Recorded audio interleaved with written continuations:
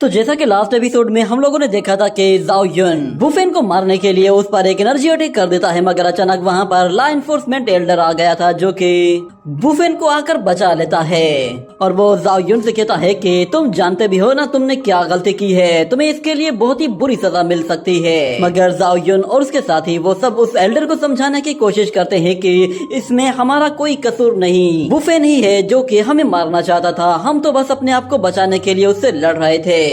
मगर वो एल्डर उनकी कोई बात नहीं मानता क्योंकि वो एल्डर असल में वुफेन का अंकल होता है और वो हर सूरत जाओ युन को सजा देना चाहता था। तो इसके लिए फिर वहाँ पर होली लॉर्ड खुद आ जाता है और वो जाओ युन की फेवर लेते हुए लॉ एनफोर्समेंट एल्डर को समझाने की कोशिश करता है कि ये एक सन ऑफ गॉड है तो इसलिए इस पर तरस खाया जाए। मगर लॉ एनफोर्समेंट एल्डर कहता है कि ये लड़का अब कोई सन ऑफ गॉड नहीं रहा, इसलिए इसे इसकी सजा मिलकर रहेगी। मगर जाओ युन वहीं पे ही लॉ एनफोर्समेंट एल्डर को चैलेंज कर देता है और कहता है कि अगर मैं सन ऑफ गॉड बन जाऊं तो क्या आप मेरी बात मानेंगे। ये सुनकर वो एल्डर कहता है कि बदकिस्मती से तुम ऐसा कुछ भी नहीं कर सकते, अगर तुमने ऐसा कुछ करने की कोशिश भी की तो शायद इसमें तुम्हारी जान चली जाएगी। बाद में तुम लोग फिर मेरे ऊपर ही इल्जाम लगाओगे कि मैंने ही तुम्हें इस काम के लिए फोर्स करके तुम्हें मौत की तरफ धकेल दिया। मेरे ऊपर वैसे ही लोग बहुत सारे इल्जाम लगाते रहते हैं और मैं इतने ज्यादा इल्जाम बर्दाश्त नहीं कर सकता। और दूसरी तरफ जाओ युन कहता है कि ऐसी बात है तो फिर मैं आज तुम्हें शो करता हूँ कि मैं क्या कर सकता हूँ, मैं सन ऑफ गॉड हूँ और जो मैं कहता हूँ मैं वो करके दिखाता हूँ। मगर वो एल्डर उसका मजाक उड़ाते हुए कहता है कि तुम तो ऐसी बातें कर रहे हो कि जैसे मैं तुम्हें एक चांस दे दूंगा और तुम उस चांस का फायदा उठाकर मुझे साबित करके भी दिखा दोगे। मगर अचानक से फिर वहाँ पर एल्डर डीटियान आ जाता है जिसे देखकर वुफेन हैरान होकर कहता है कि मेरा मास्टर कहाँ है, क्या किया है तुमने उसके साथ। तो मास्टर डीटियान कहता है कि तुम बिल्कुल बेफिक्र हो जाओ, तुम्हारे मास्टर को आराम की जरूरत थी तो मैंने उसे बहुत ही अच्छी नींद सुला दिया है। मगर फिर वो लॉ एनफोर्समेंट एल्डर कहता है कि डीटियान तुम यहाँ पर क्या कर रहे हो, क्या तुम यहाँ पर अपनी कोई भड़ास निकालने के लिए आए हो या फिर तुम पुरानी दुश्मनी को फिर से ताजा करना चाहते हो। तो मास्टर डीटियान उससे कहता है कि तुम बिल्कुल बेफिक्र हो जाओ, तुम्हारी तो अकड़ में आज या कल निकाल ही दूंगा। मगर फिलहाल मैं यहाँ पे सिर्फ और सिर्फ अपने डिसाइपल की बात करना चाहता हूँ। मैं नहीं जानता कि तुम्हारे बीच में क्या डिसाइड हुआ है, मगर मैं इतना जानता हूँ कि मेरा डिसाइपल अगर कोई कोशिश करना चाहता है तो मैं इसके लिए उसे मना नहीं करूंगा और मैं उसे ये चांस देना चाहता हूँ। वो मेरा डिसाइपल है और उसकी रिस्पॉन्सिबिलिटी भी मेरी है। ये सुनकर लॉ एनफोर्समेंट एल्डर कहता है कि अच्छा फिर ठीक है, मैं भी यहाँ पर बैठकर तमाशा देखता हूँ क्योंकि मुझे तो मालूम है कि ये लड़का जबरदस्ती ब्रेक थ्रू करने की कोशिश करेगा तो इसका दिमाग ही फट जाएगा और मैं अपनी आंखों के सामने तड़पते हुए मरते हुए देखना चाहता हूँ। ये कहने के बाद अगले सीन में हमें दिखाया जाता है कि जाओ युन एक जगह बैठकर कल्टीवेशन स्टार्ट करते हुए क्योस होली बॉडी को अचीव करने के लिए प्रैक्टिस शुरू कर देता है, जिस पर वुफेन कहता है कि इस लड़के को देखो तो सही, ये क्योस होली बॉडी को रिफाइन करने की एक्टिंग कर रहा है जैसे कि ये कोई बच्चों का खेल हो। और इस तरह फिर शाओलिन परेशान होकर एल्डर फू से कहती है कि ब्रदर वाकई में ये ब्रेक थ्रू कर पाएगा भी या नहीं, क्योंकि मैंने सुना है कि क्योस होली बॉडी को रिफाइन करना बहुत ही ज्यादा मुश्किल काम है। तो एल्डर फू कहता है कि हाँ ये बहुत ही ज्यादा मुश्किल मेथड होता है क्योंकि क्योस होली बॉडी को पूरी तरह से फोर्क करने के लिए 36 लेयर्स को पूरी तरह से अनलॉक करना पड़ता है, क्योंकि मास्टर डीटियान ने तो फर्स्ट लेवल को ही अनलॉक करने में तकरीबन 100 साल लगा दिए थे। ये सुनकर मास्टर डीटियान खुद भी उदास हो जाता है, उसे यकीन नहीं था कि जाओ युन ऐसा कर पाएगा भी या नहीं। और इस तरफ हमें दिखाया जाता है कि जाओ युन जैसे ही अपनी कल्टीवेशन स्टार्ट करता है तो वो सिस्टम से कहता है कि फौरन से मेरा लेवल अपग्रेड करना शुरू कर दो, कम से कम भी मैं इतने पॉइंट के साथ 27 लेवल तो आराम से अचीव कर ही लूंगा। और फिर हमें दिखाया जाता है कि सिस्टम उसे बहुत ही ज्यादा पावरफुल एनर्जी देता है जो कि जाओ युन एब्जॉर्ब करना शुरू करता है तो उसका लेवल अपग्रेड होना शुरू हो जाता है और वो एक जोरदार एनर्जी के साथ अपनी फर्स्ट लेयर को अनलॉक कर देता है। और इसी के साथ ही वो अपनी क्योस होली बॉडी की जर्नी को शुरू करता है और सब लोग ये देखकर बहुत ज्यादा खुश होते हैं कि जाओ युन ने अपनी क्योस होली बॉडी का फर्स्ट लेवल एक्टिवेट कर लिया है। मगर फिर देखते ही देखते वो सेकंड लेवल को भी अनलॉक कर देता है, जिस पर सब लोग चौंक जाते हैं। मगर फिर अचानक जाओ यून अपनी बॉडी से एक जोरदार एनर्जी को रिलीज करते हुए थर्ड लेवल तक पहुंच जाता है। मास्टर डीटियन जब अपने डिसाइपल को इतनी तेजी के साथ ब्रेक थ्रू करते हुए देखता है तो वो सारे ही एल्डर से कहता है कि जरा देखो इसे, ये मेरा डिसाइपल है। और फिर शी चुनियो कहती है कि जरा देखो ये 6th लेवल में चला गया है। सच में ये ब्रदर तो वाकई अमेजिंग है। मैंने बहुत ही अच्छा किया कि मैंने इसे फॉलो किया है, ये सच में फॉलो करने के लायक है। मगर बुफेन कहता है कि इसने अभी सिर्फ और सिर्फ 6 लेयर को ही अनलॉक किया है, मगर अभी तक 30 लेयर्स बाकी हैं। ये 30 लेयर्स को एक साथ कभी भी अनलॉक नहीं कर पाएगा। मगर वो देखता है कि जाओ यून तो अभी भी ब्रेक थ्रू पर ब्रेक थ्रू किए जा रहा है। उसकी बॉडी से एनर्जी पर एनर्जी निकलती जा रही है और फिर उसके सिर के ऊपर हमें 3 गोल्डन फ्लावर बनते हुए दिखाई देते हैं। ये देखकर होली मास्टर कहता है कि ये तो सच में लाजवाब है, इसने अपने टॉप फ्लावर को अचीव कर लिया है। और फिर दूसरी तरफ हम देखते हैं कि जाओ यून 10th लेवल तक पहुंच गया था। मगर फिर सिस्टम उससे कहता है कि अगर तुमने आगे के लेवल्स को अचीव करना है तो उसके लिए तुम्हें अपनी बॉडी इनलाइटमेंट को भी अपग्रेड करना होगा। जिस पर जाओ यून कहता है कि ठीक है तो फिर मेरा बॉडी लेवल भी अपग्रेड कर दो। और हमें दिखाया जाता है उसकी बॉडी से एक पावरफुल एनर्जी निकलती है जो कि सीधा आसमान तक जा पहुंचती है। और देखते ही देखते जाओ यून 18th लेवल तक पहुंच जाता है। जाओ यून को इस तरह कल्टीवेशन करते हुए देखकर मास्टर डीटियन वहाँ पे खड़े हुए शाओलिन और चुनियो से कहता है कि तुम लोग किसका इंतजार कर रहे हो, फौरन से जाओ यून के पास जाकर बैठ जाओ और जाकर एनर्जी एब्जॉर्ब करो, हो सकता है कि तुम्हें भी इससे फायदा हो। वो अकेला इतनी ज्यादा एनर्जी को एब्जॉर्ब नहीं कर पाएगा। ये सुनते ही वो दोनों लड़कियां बिल्कुल हैरान सी रह जाती हैं और सोच में पड़ जाती हैं। मगर एल्डर फू उन्हें धक्का देते हुए कहता है कि जाओ तुम लोग किसका इंतजार कर रही हो, इससे अच्छा मौका नहीं मिलेगा। ये कहकर वो उन्हें वहाँ पर भेज देता है और कहता है सच में ये लड़कियां बहुत ही ज्यादा लकी हैं कि इन्हें इतना अच्छा ब्रदर मिला है।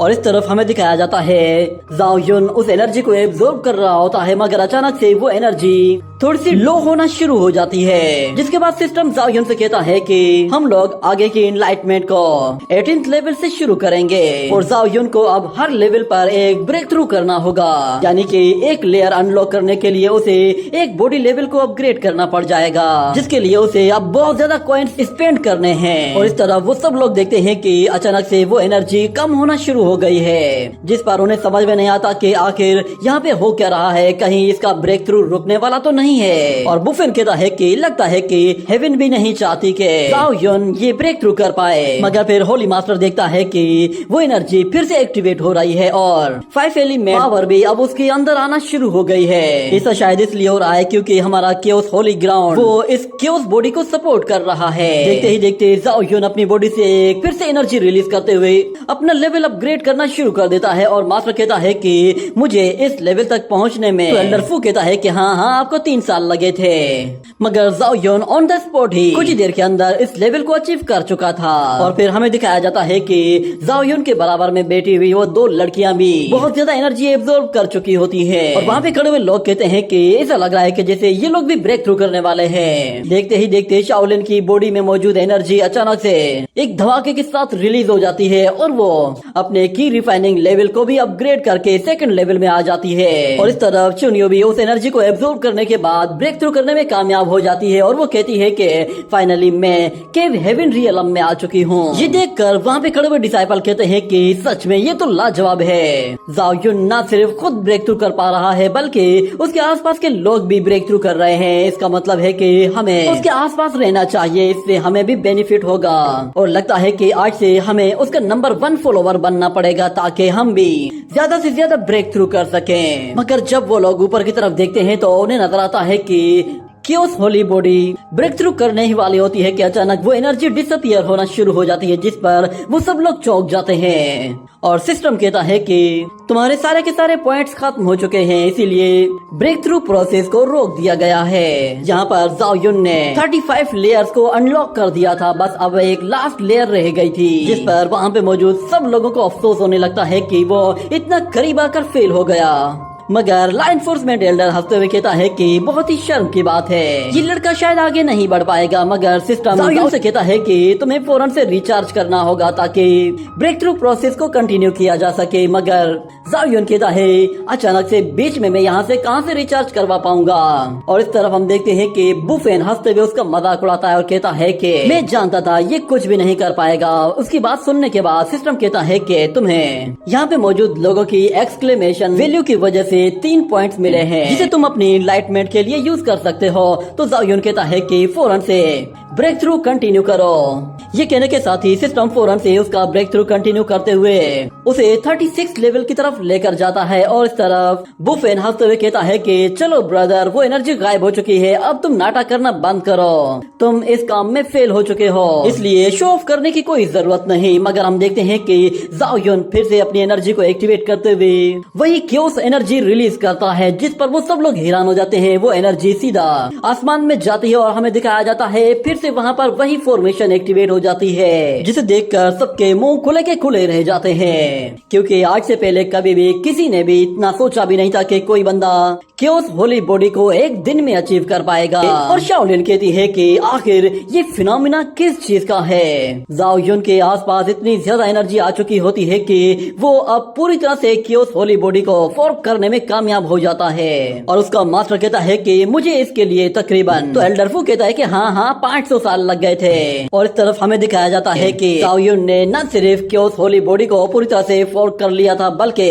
उसने अपना लेवल भी अपग्रेड करके फाउंडेशन लेवल के 7th लेवल पर पहुंचा दिया था। उसे कल्टीवेशन करते हुए देखकर वहाँ पे मौजूद डिसाइपल कहते हैं कि सच में ये एक एक्सट्रीमली जीनियस लड़का है जिसने न सिर्फ एक दिन में क्योस होली बॉडी को अचीव कर लिया बल्कि अपना रियलम भी अपग्रेड कर लिया। मगर दूसरा कहता है कि बेवकूफ, ये कोई एक्सट्रीमली जीनियस नहीं बल्कि ये एक मॉन्स्टर जीनियस है। और इस तरह फिर जाओ यून खड़ा हो जाता है और लॉ एनफोर्समेंट एल्डर से कहता है कि आपने कहा था कि मैं सन ऑफ गॉड बन जाऊं तो फिर आप मेरी बात मान सकते हैं। क्या मैं आपसे पूछ सकता हूं कि अब आप मेरी बात मानेंगे या नहीं? क्योंकि मैंने खुद को प्रूव कर दिया है कि मैं सन ऑफ गॉड हूं और मैंने क्योस होली बॉडी को फॉर्क करके भी दिखा दिया है। क्या अब आप मेरी इस बात को एक्सेप्ट करते हैं या नहीं? और इस तरफ लॉ एनफोर्समेंट एल्डर अपना गंदा सा मुंह बनाकर उसे गुस्से से घूर रहा होता है। उसका दिल तो नहीं चाह रहा था कि वो जाओ यून की थोड़ी सी भी तारीफ करे, मगर क्योंकि वहाँ पर बहुत सारे एल्डर्स खड़े हुए थे और ऊपर से उसने अपने मुंह से खुद कहा था कि वो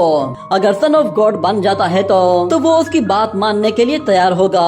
और अपनी बात पर अब खुद वो फंस गया था जिस पर वो कहता है कि डीटियान, तुम्हारा ये डिसाइपल सच में एक्स्ट्रा ऑर्डिनरी है। इसने एक दिन के अंदर अपनी क्योस होली बॉडी को भी फोर्क कर लिया है और मैं आज मान गया हूँ कि ये लड़का एक होली सन है। ये कहते हुए उसे बहुत ही ज्यादा गुस्सा भी आता है मगर ना चाहते हुए भी उसे जाओ यून की तारीफ करनी पड़ जाती है। और फिर अगले सीन में हमें दिखाया जाता है कि होली मास्टर जाओ यून को एक स्पेस रिंग देता है और कहता है कि ये रिंग अपने पास रखो और इसे संभाल कर रखना, ये आगे चलकर तुम्हारे बहुत काम आने वाली है। उस रिंग को देखकर जाओ यून बहुत ही खुश होता है और कहता है कि होली लॉर्ड, इसके लिए बहुत बहुत शुक्रिया। और आज मैं शाओ यून ड्रैगन नेस्ट कंपटीशन के लिए जाने वाला हूँ और आज से मैं ही अपने सारे दोस्तों को लीड करूंगा।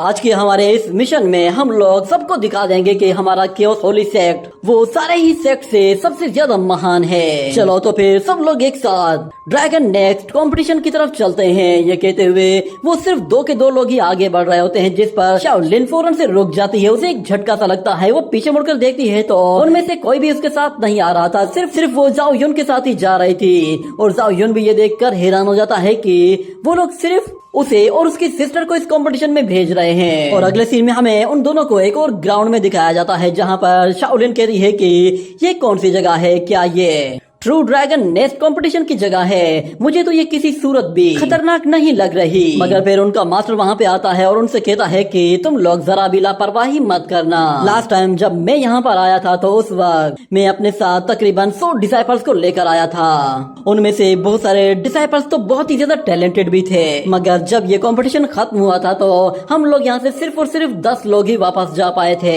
ये सुनकर शाओलिन डर जाती है और कहती है कि ब्रदर, हमें यहाँ से फौरन से जाना चाहिए। है। वो उसे पकड़कर लेकर जा रही होती है, मगर उसका मास्टर कहता है कि तुम लोग फिक्र मत करो, मैं तुम्हें बताना चाहता हूँ कि जब मैंने इस कंपटीशन को एंड किया था तो मैं यहाँ से ढेर सारे ट्रेजर्स और रिवॉर्ड्स लेकर गया था और मेरे फॉलोवर्स भी यहाँ से बहुत कुछ लेकर गए थे। ये सुनकर शाओलिन काफी ज्यादा एक्साइटेड हो जाती है और कहती है कि मास्टर, इसका मतलब फिर ये हुआ कि आप तो जीनियस डिसाइपल्स के भी जीनियस हैं और जिस टाइम पे आप यहाँ पर आए थे तो उस वक्त आपके साथ तो बहुत सारी खूबसूरत कल्टीवेटर्स भी हुआ करती होंगी और उन्होंने तो आपको देखकर आपको अपना दिल ही दे दिया होगा। तो जाओ यून ये बात सुनता है तो वो कहता है कि हाँ, वाकई में खूबसूरत लड़कियों को हीरो हमेशा पसंद आते हैं। आपकी स्टोरी सच में काफी खूबसूरत होगी, मैं वाकई में सुनना चाहता हूँ कि आपके साथ आखिर क्या हुआ था। तो मास्टर कहता है, क्या तुम वाकई में सुनना चाहते हो?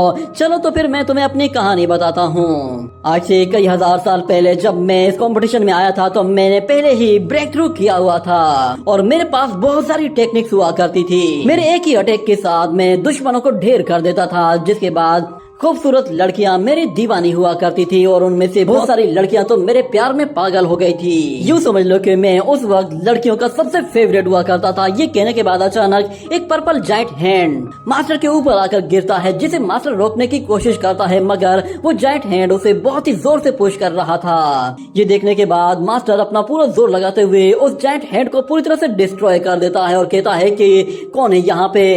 अचानक उसे एक औरत की आवाज सुनाई देती है, जिस पर मास्टर थोड़ा डर जाता है और उसी के साथ ये एपिसोड यहीं पे ही एंड हो जाता है।